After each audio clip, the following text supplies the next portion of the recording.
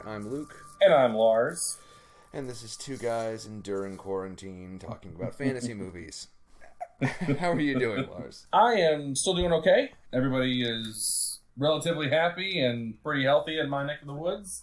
You know, we're hanging in there like everybody else, right? I mean, there's good days, there's not so good days, there's incredible days. And then there's days where you wonder, you know, are you doing a disservice to your kids, or you're not, you know, doing everything you can for them?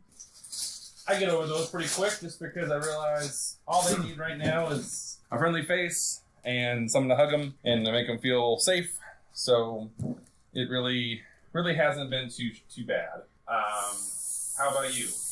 It's been ups and downs because I don't know. It's weird. We've been doing a lot more walks. We've been trying to stay active and all that.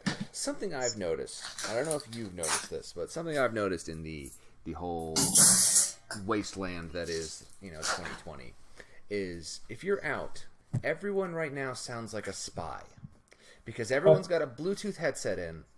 And they're talking about viruses and quarantines and rollback dates. Right. Yeah.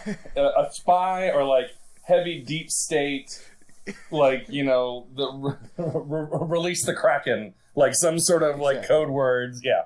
And that's what this is just I can't keep up anymore. I'm tired. I'm so tired all the goddamn time. Yeah. That's the big one is that I'm just always exhausted. Yeah, and it doesn't help when, you know, our podcast is to find fantasy movies, and there's an endless amount of them to watch, and then we choose to watch some not great ones. Yeah. And you know, and some of them are so, you know, they're so bad they're good, and then there's also so bad they're just bad.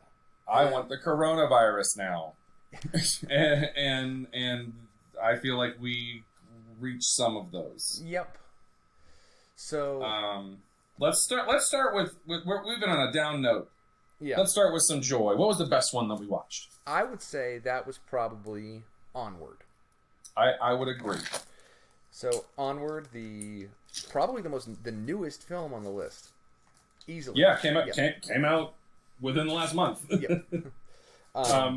Was intended for theatrical release, and obviously there's no theaters to release them into. So I miss going to movies. I miss going to theaters.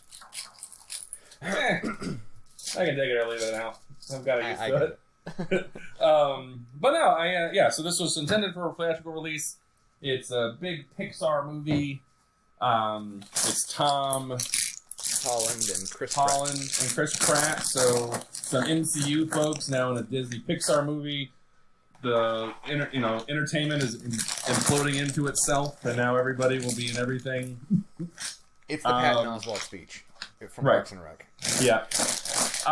So, Lucas, what's the plot first and foremost? It is a coming of age story in a magical world that took a shortcut and got technology, and hundreds of thousands of years ago, they started inventing things because magic was hard, and so magic still exists, and it's a fantasy world. It just happens to be the real world as well. And so it follows two elves on their mystic quest because their dad died when they were very young, and their dad died in the heat. Chris Pratt's character remembers his dad. Yes, he was like 4 or something like that. Yeah, the little that Tom Holland does not. Right. Not remember it. And it was about them. They get the ability to meet their dad for one day and talk to him, and because his dad has a wizard staff. His dad started going into magic as he was dying because he had a chronic television wasting disease. Right. It's about their journey to meet their father, basically, and it was okay. Like, I enjoyed it. Yeah. Go ahead. Yeah, I'm sorry. I think part of the problem with it is that this was a Pixar movie that was okay. And if this had been a DreamWorks animated movie, we would be losing our minds. Well, yeah. Yeah, how much longer can the Pixar like the glow of them start to just, I mean, and again, this was an entertaining movie. I had a good time watching it. It was not my favorite Pixar movie, but also a lot of that's nostalgia and rewatch. I've only watched this once. Yeah. I want to watch it again. But to your point, you know, if this is a Illumination movie, this blows all the Despicable Me's out of the water. And the first Despicable Me's good. Yeah, absolutely. And honestly, the first Minions movie, pretty cute. But you know, it just, I think it suffers from the weight of this is Pixar. Yes. And I think Disney probably went through the same sort of thing. Disney in general, right? I mean, they, you know, every year they make a Cinderella and they make a Pinocchio and they make a Robin Hood, and then there's the Black Cauldron, and then there's like the Great Mouse Detective, which in hindsight I love. But it's not. There's a whole thing called it's called the Disney Renaissance, and it starts with Beauty and the Beast, and then they actually Little Mermaid. Yeah. And they regain they recapture their mojo almost. Mojo a little bit, and then they go through. Well, I mean, it's the whole Saturday Night Live thing, where Saturday Night Live, they get a couple of great comedians who push the envelope, and it's this brilliant, biting commentary for a given value. Mm-hmm. And then it becomes staid, and everyone's like, "Oh God, Saturday Night Live sucks." And then they get new blood back in, and Saturday Night Live's good again. Mm-hmm.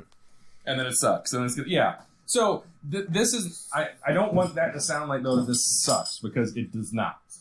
Am I right in saying that this is not a crappy movie? No, it's good. I mean, I think it does rely a little bit too much on the cheap emotional, and not to say cheap, that's not the right word, but it's almost easy. Easy, that's the way. The easy emotional beat of everyone's unresolved issues with their parents. Yeah. No, you're right, because I mean, it turns out that the younger son who never knew the father, and like, you know, the older son is like, yeah, we're gonna get you to meet dad, like, and he's kind of a screw up, you know, and all this kind of stuff, and it turns out all along the little kid never needed a father, because he had his big brother and his mom, but he had his big brother, and the big brother was the one that was supportive and caring. So at the end of it all, he tells his brother, no, you need to go make peace with dad. Yeah, you need to be the one to go say. Because when he was dying, he didn't get to say, he didn't say goodbye because he was scared and it wasn't his dad anymore. And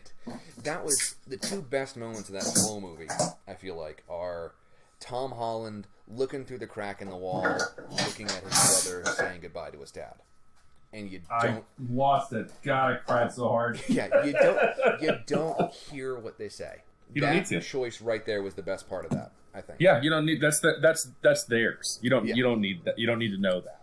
And then for me, like the worst, like, heart-wrenching one is he's got a recording of his dad talking, and it's half a conversation, and he's talking to it, and it's like, oh, that's really bad. And it's no, it's okay.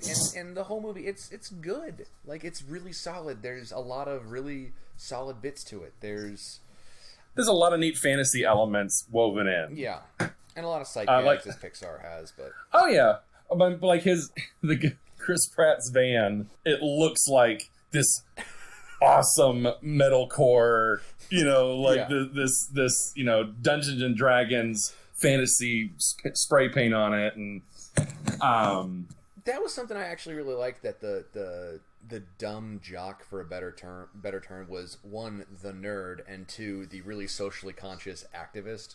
Like, he's continually getting arrested for protesting stuff. Yeah, like he wants magic. He really wants magic. Yeah. He is not a magical person, but he believes in it. It happens that his brother is the one that has the magic in the family. Yeah. And the mom. The mom seems to have it too. Yeah, it was just it was missing the spark. It's a shame that missing a little bit of a spark. I think I honestly like this more. To be honest, I like this more than Brave. If I'm really going to be honest, and a lot of it, I think we talked about this when we watched Aladdin. That when you and I watched Aladdin, we just couldn't stop rolling our eyes. Yeah. When I watched Aladdin with my kids, it was very different. And watching this, I think there's some of the Pixar movies you can watch without children. So like Inside Out, that's an adult movie with kids in it. Up. Yes. No, absolutely. Wall-E. Like, you know, there are lots of movies like that. Like hell, Incredibles. You know, you know, you can go through all of them that yes, it's about kids and it's aimed at children, but they're really adult movies and they're dealing in adult themes. Yeah. And I think that's the whole part of the animation renaissance that has been going on for a while. The people who grew up watching cartoons are making cartoons that are better, and it's that they're now seen more legitimately, and I appreciate that. Yeah, 100%. But the problem then is not a problem, but like a movie like this one, watching it with my kids made it better. Yeah. I can see that. I like they were laughing, and that made me laugh more. Like the groaner jokes, so like the ones that are like totally kiddie, like when they laughed, I kind of chuckled too. So I kind of fed off that, I think. So that probably colored some of my feeling about it, just because they really liked it so much. So that meant that I liked it too. Well, that makes any sense. No, it does. Like I can remember. Well, it's making me think of 2 times I was in the theater, and the second live-action Transformers movie, which was pretty terrible. There's a moment of, like, the Optimus Prime dying in it, and all the kids in there are, like, gasping and starting to sob a little bit. I'm like, they don't know that this is what Prime does, is die and come back. He just dies. They didn't see the Schindler's List that was the original Transformers cartoon movie. And so it's the... and that they're like, that brought a little bit more weight to that, was that there were kids around. And then the most recent Star Wars movie, the only enjoyable part of that movie for me was the kids in the audience enjoying it. Yeah, because it was like when you first saw Star Wars, so they were getting that same feeling. Once I started feeding off of that, as much as I didn't like it, and that's what I'm going to say about it right now. Yeah. I held in all of the things that I was trying not to say, because I didn't want to take that from them, because I knew that they were enjoying it, and that's something that was more important. Yeah, they needed to enjoy a Star Wars movie. Yeah. So yeah, I think it's on Disney Plus. They released it early on there. You got Disney Plus, which who doesn't at this point? It's the cheapest of the streaming services, and it has probably the most. And the new DuckTales is wonderful. It's so we watch that all the time. We're going through it now. Yeah, it's great. Go check it out. It was the best one that we watched this week. It was a highly enjoyable movie. And the only thing, I just don't know what's missing, and I can't place it, and that's the weird thing about it. Yeah, no, yeah. There's something there that, like, you know, I don't know if it was the mom's trying to find the boys to stop a curse, because she knows that there's a curse. They're walking into a trap, basically. Yeah. But I guess we you know what it is? What? We don't get the prologue. We don't get to see them as a family to really see it. Yep. We're only told how great the dad is, or how much, you know, through like the mom talking to the son. Mm-hmm. We don't get to experience how great he is. I think that's what it is. That might be part of it, yeah. Like if we had a little, not even that long, doesn't have to ape up, but like just a scene, like a home video, like a home video, or it could even be the home video of like bringing the second son home, right? You know, that if you get that moment of like that, you know, the dad, you see how great he is, then I think that would give it a little bit more hope. Yeah. But it was good. Like I didn't hate it like some things we've watched. I didn't hate it. Oh God, no, absolutely not. No, this was fine. I hated a movie we watched this week. Probably the second best movie that we watched. And that's a huge drop down. Oh, yeah, take a tumble down. Yeah, I mean, it's second only in name, really. This is not. You know, you wouldn't be proud to stand on the podium on second place with this one. No, this is League of Extraordinary Gentlemen. I saw this in theaters. I did too. See it. I did too. I did too, because I like Alan Moore. He has interesting stories, and this was an interesting comic book. It wasn't his best comic book, I don't think, but it was interesting. It's a neat idea. And it was woefully This is another one of those woefully executed. One of those Avatar things of you took an interesting idea and you ruined it so we couldn't get a better version. Yeah, man. So the idea behind League of Extraordinary Gentlemen is Sean Connery in like, is this his last film role? Was he just like, fuck this, I'm out? I think he did an absolutely atrocious animated movie a couple of years ago. Okay. But past that, I couldn't tell you. Yeah. So he plays Alan Quatermain, the famous British explorer and hunter of the Dark Continent, and he's tasked to stop a madman who is going to incite a world war. This is like at the turn of the 1900s. Yeah.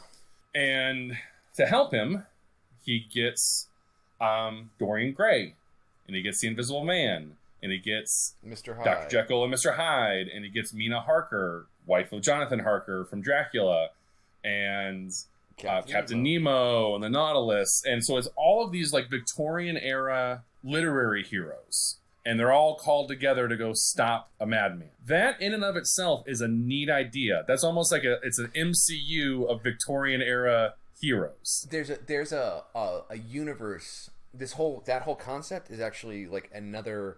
Multiple people have done that concept, and it's called the Wold Newton universe. And it was a writer. Okay. There were two writers, Wold and Newton, I think, and they created this whole concept where all the literary characters, they exist in the same universe because they don't explicitly say they don't. Yeah. You never hear H.G. Wells not talk about Dr. Jekyll in The Invisible Man. Right. So clearly he's in there, and you don't know that Captain Nemo isn't hunting down ships alongside Herman Melville. Right. Because spoilers, Ishmael shows up. Right. And Tom Sawyer. Blah. Who was brought in solely to make the movie more palatable to American audiences. Right, because who likes to read those European things? Eat your food, guys. My thought is, if they were going to do that, why didn't they make him Huck Finn? Because Huck Finn is significantly more competent in the books. He is, but doesn't Tom Sawyer have adventures in Europe? Maybe. It's been forever. No, there's a book. Well, of course, Tom Sawyer is like, he's like the Hobbit, and Huck Finn is like Lord of the Rings, right? Yeah. Like that's the kind of like the equatable yeah. things. Because Huck Finn's the literary standard, and the other's a kid's book, so to speak. But yeah, Tom Sawyer abroad. He goes abroad, and then he becomes a detective. Oh, well, that makes more sense. But It travels to Africa on a futuristic hot air balloon. It's like it's a parody of adventure stories like those of Jules Verne. Okay, fine. He's not in the comic book, but fine. This was Van Helsing done badly.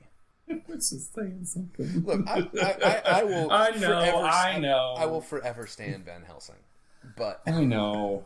But yeah, this was, and it was the same director. Seriously? I think Stephen Sommers. Yeah, I think he did both because he did The Mummy. Maybe I'm wrong. I was gonna say like, wow, but this was another one of those movies where, and we'll talk about it a little bit in the last film we'll talk about, but someone made all of these things, and it looks okay. And it looks okay in a, like, this was mid 2000s or early 2000s. I was wrong. Who is it? Sorry. It's okay. He did Blade. Oh, drop down, man, because Blade rules. It does. Yeah. But no, this was a very early 2000s movie. Yep. And it's not too heavy into the CGI yet, and everything. Someone built all the guns. Someone built all the sets. Someone built all the. When they're so they get to Venice. The Venice sequence is actually kind of neat. They're the plan to start World War One, I guess. Yeah. Or one of the World Wars is to blow up Venice, and they have to like get ahead of the buildings to stop them from like they're basically dominoing, as they say in it.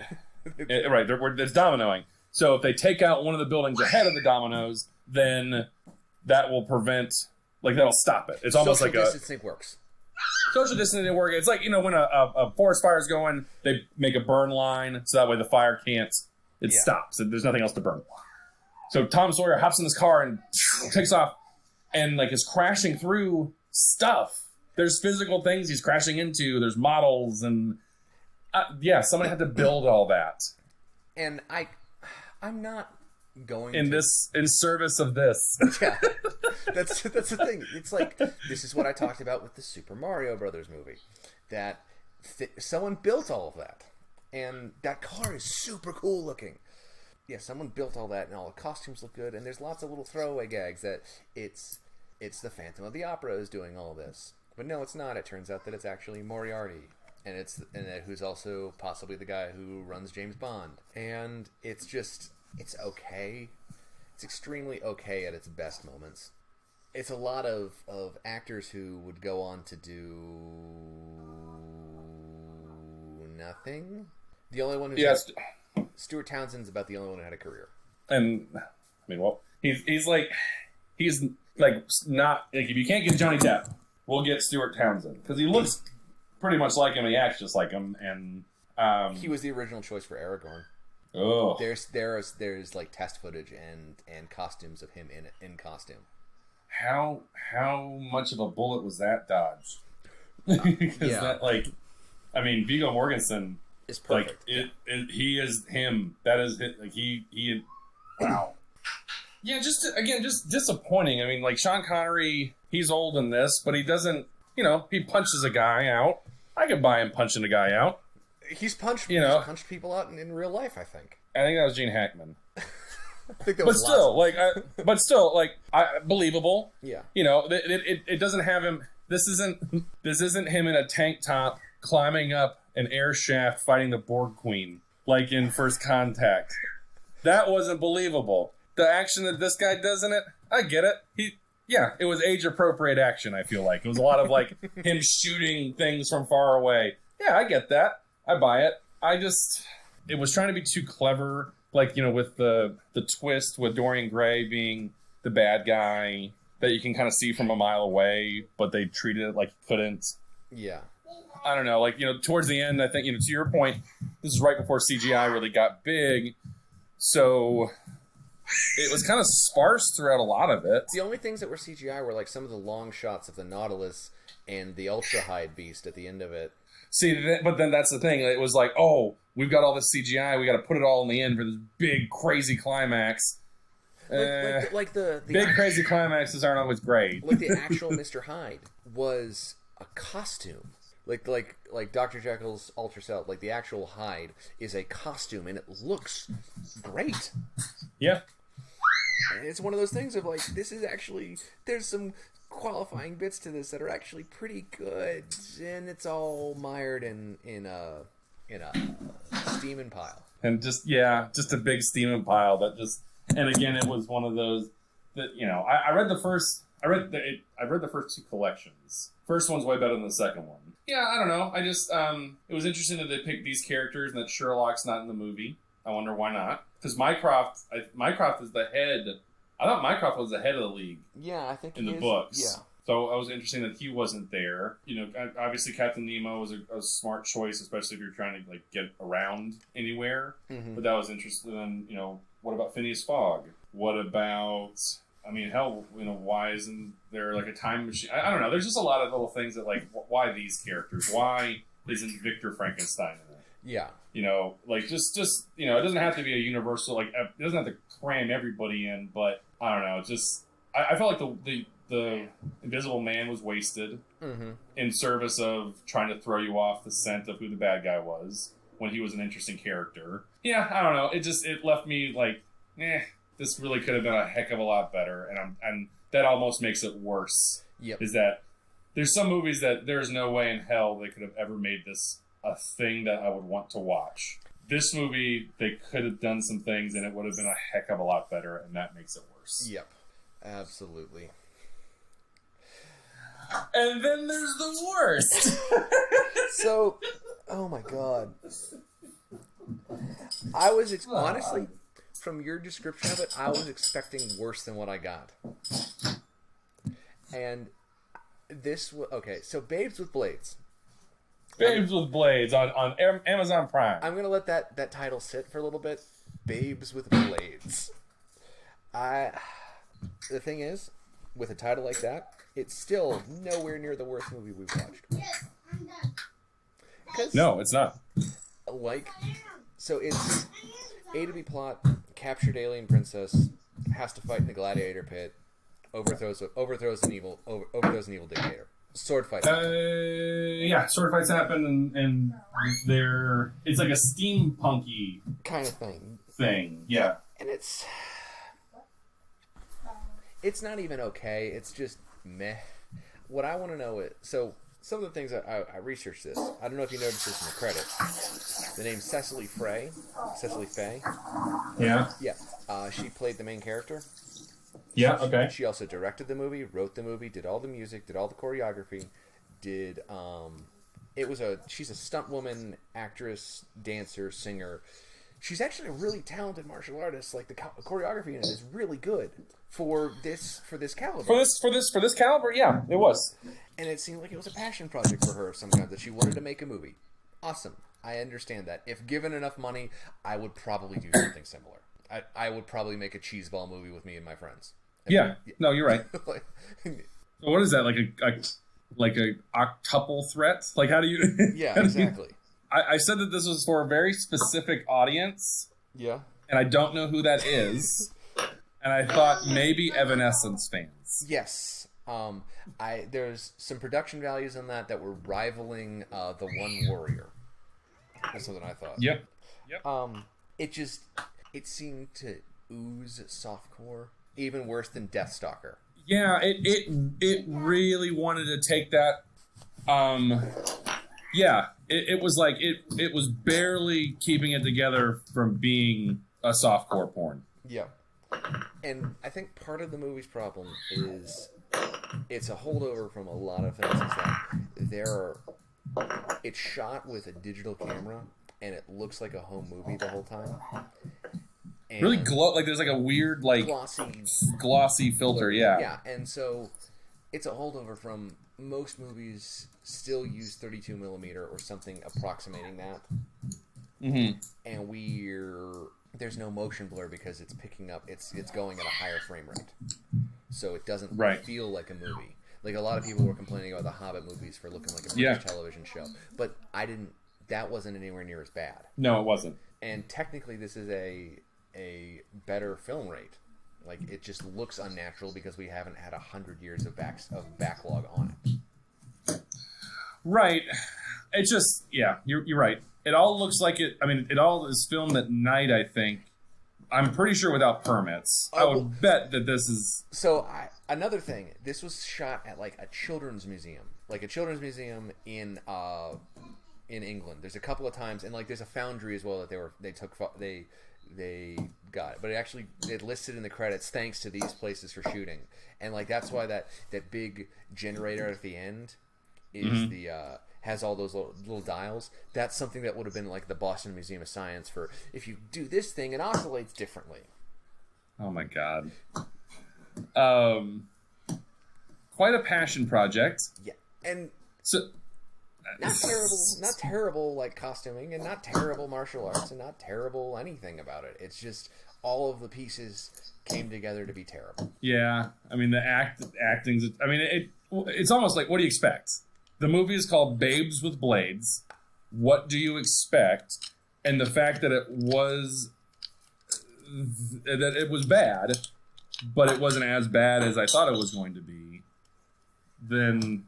That's what I want to know is how much of our apprehension about this is based on the title, because that in and of itself is a conscious decision to name it that, and so if you had changed it to the Blue Flower Princess, or the Flowers of Sarnia, which is actually what it's like the subheading is called. Yeah, I think Babes. I mean, honestly, I'm sure that's purely we gotta get people to watch this. Mm-hmm. So late at night when they're cruising through streaming after they've watched every single thing that we've made while we're here.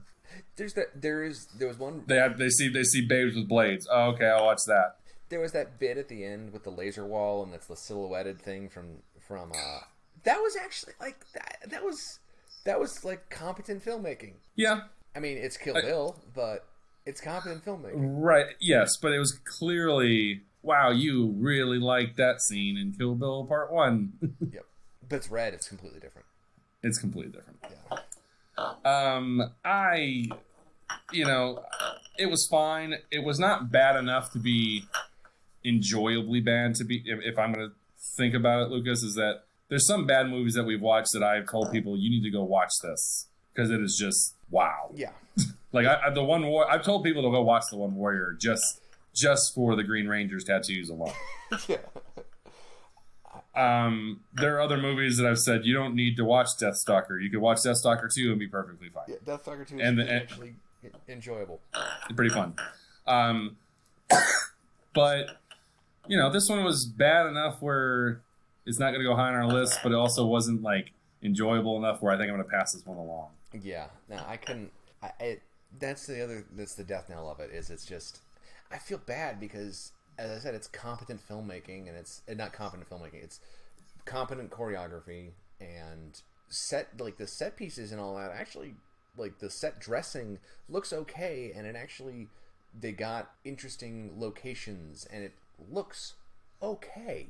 Yeah. But nothing came together to make it better, and I want to know, why is that? Like, what is it about? Is it the Ed Wood thing, where it's this person with passion and no talent? Like, Ed Wood loved film, loved making movies, and he didn't seem to have the talent to do it. Right. But he also didn't... He was delusional enough where he didn't realize that what he was making was terrible. Yeah. I don't know. I just it was fine as far as bad movies go, but yeah. I don't even know, like, so she finally, she teams up with one at, like, their gladiator matches, and, like, all these people are like, rah! It's the same people every time, rah, rah, rah, cheering them on, and she finally just, like, loses her fucking mind and, like, leaps over the ropes and starts slashing everybody. No one runs away. They're all just kind of like, they all almost like ninja attack her. Like, one at a time, run into her, like they're running into her blades. Like, why aren't you running away? I don't know. Yeah. It was interesting. These three movies are available out there. Babes with Blades is on Prime. League of Extraordinary Gentlemen is on Hulu. Onward is on Disney Plus. Y'all got time? Yeah, we all have. We all have time. You should go. I would say you should definitely go watch Onward. Maybe have a couple scotches and then watch League of Extraordinary Gentlemen. Yep. And then don't bother with. And then don't bother with Babes with Blades. Okay. So where they belong on our list, bud? I think Brave is better than Onward. I think it is, because Brave, it could be that it's not relying on the cheap emotional beat. There is still some parental issue, but it doesn't make that as the linchpin of its movie. Right. I think Brave feels slightly more... It knows more of the story it wants to tell. Or maybe that's not the right phrase. Onward may be slightly more ambitious, but it fails at its ambition, because it's going in multiple different points. It feels pulled in different directions. Brave is a lot more singular with its focus. And I think Brave feels more like a traditional Pixar movie and a traditional better movie. Onward feels like an idea that they didn't bake long enough. Huh. What's underneath Brave? Frozen 2 we've ranked lower, is at 22. Brave is at 21. I'd put it in between. Yeah, me too. Yeah, I feel good about that. Okay, and then with I definitely think Van Helsing is better than League of Extraordinary Gentlemen. You are not gonna hear any arguments from me. Okay, The One Warrior. It's better than One Warrior. Okay, so it's gonna sit right there at 35. So now the difficult part. The bad one. Yeah, I don't know, because it was fine, and all the things down at the bottom are like actually reprehensibly bad. I'd say it was better than P-51 Dragon Fighters. Yeah. What's above that? Deathstalker. That's better than Deathstalker. Wizards of the Lost Kingdom. That was nonsense. Last Airbender. I'm gonna have to. Last Airbender is better. So Last Airbender, the Wizard of the Lost Kingdom. Oh yeah. So do you know what that puts us at? Where are we at? We have 51 movies on this list. 51 movies. Look at that. Yeah, that's ridiculous. Yikes. Oh. How many of them are like, where, at what point do you say, yeah, these are pretty good? I think Frozen 2 is where they start getting to pretty good. So Frozen 2 and above. So what number is Frozen 2 now? 23. So 23. So like halfway, almost. A little less than halfway. So yeah, at least half, a little less than half of the movies that we've watched are good. At least. That's not too bad. No. And then, like, the top 10 are actually good. Yeah. The top 10, like, you don't even need a qualifier. Like, those are just solid movies. Yeah. Lucas, where can folks find us? They can find us on the internet. In our homes. Where everyone should be staying. Now, Stay in your goddamn homes. Now, pardon me, I'm going to go cough on some Target employees. God. Now, see, that's different. There's a difference. Yeah. Yes, you have to go grocery shopping. Yeah. You have to get outside and go walk around. You have to. Like that's part of being healthy is still being active. That is not what this means. What it means is that you don't need to have your hair cut right now. You don't need to go out every single day to the grocery store. You don't need, you need to be a little bit more considerate. Yeah. Wear a mask, wear gloves, stay 6 feet away from people, and as much as you can, just stay home. Yeah. God. It's not that hard, and I don't understand it. But it does seem like people are starting to, or at least. Well, see, I think the thing is that, like, I think a lot of people are. The people that aren't are just very vocal about aren'ting. And I'm going to phrase it that way because it sounds dumb, but they sound dumber. So, there. Yeah. So, meh. Yeah, so, meh. But where can they actually find us, Lucas? They can find us...